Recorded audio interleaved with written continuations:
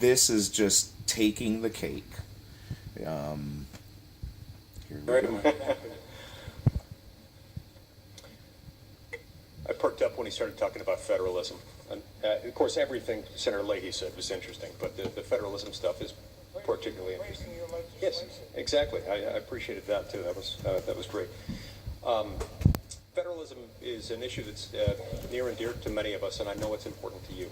The notion that our federal government possesses powers that James Madison described as few and defined, and those reserved to the states are numerous and indefinite.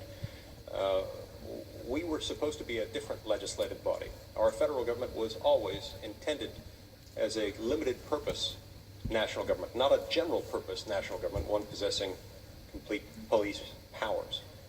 We've seen a slow but steady drift over the last 80 years away from this principle of federalism, such that powers exercised at the federal level today could no longer be described as few and defined, but more appropriately described as numerous and indefinite.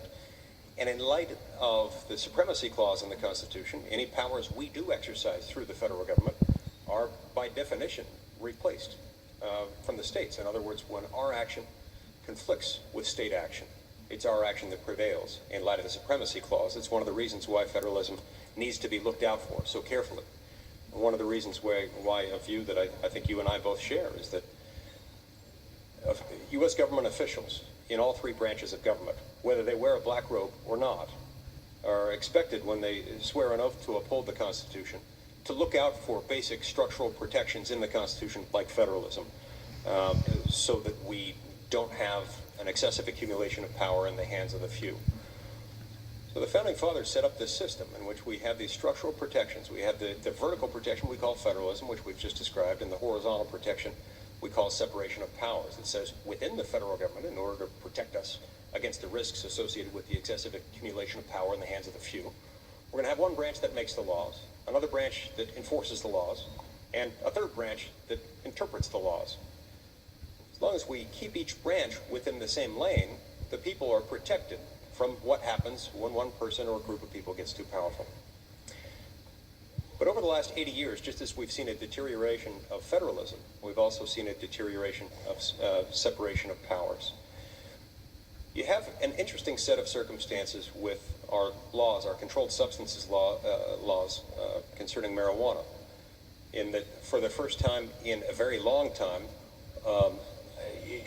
you've seen some attention paid to federalism, but in the limited area associated with marijuana. In other words, there are federal laws prohibiting the use of marijuana, the sale of marijuana, the production of marijuana, that apply regardless of whether a state has independently criminalized that drug, as every state until recently had.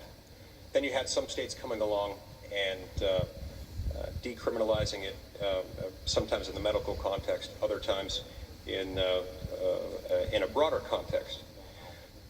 The response by the Department of Justice during the Obama administration has been interesting, and it's been different than it has in other areas. They've been slow to recognize principles of federalism elsewhere.